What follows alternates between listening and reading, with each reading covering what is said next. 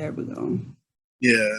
It came down to like, do I want to walk on, be a preferred walk on for football, or do I want to be a preferred walk on for wrestling? And, you know, it comes down to what you're passionate about. Like I noticed that like while I do like football in a way, that coach kind of just ruined the sport for me forever. Like I despise playing football. I'll play a video game of it. I'll do fantasy football, but anything football related, I just kind of don't like to do. And I love wrestling. To this day, I still love wrestling. So that's what I did. I went out to Virginia. They were the first Division I school that expressed interest in me.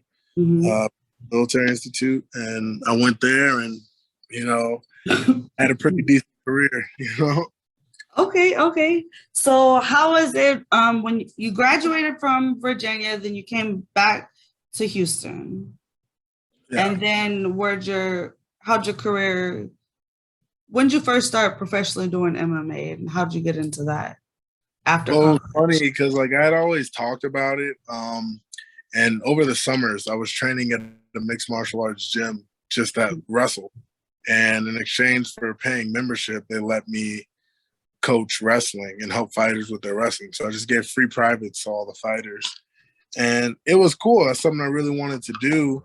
But after my senior season, the Colts contacted my coach and offered me like a tryout with them. So down to Houston, I was actually training at the time it was CES. Now I think it's ATH.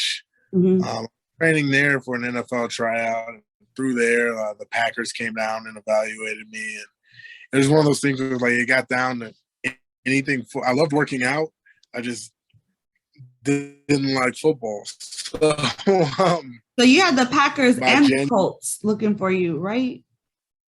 Yeah, they were. I mean, they were just the Colts were interested in me for like specifically. The Packers came down to evaluate like everybody that was training at that facility. Okay.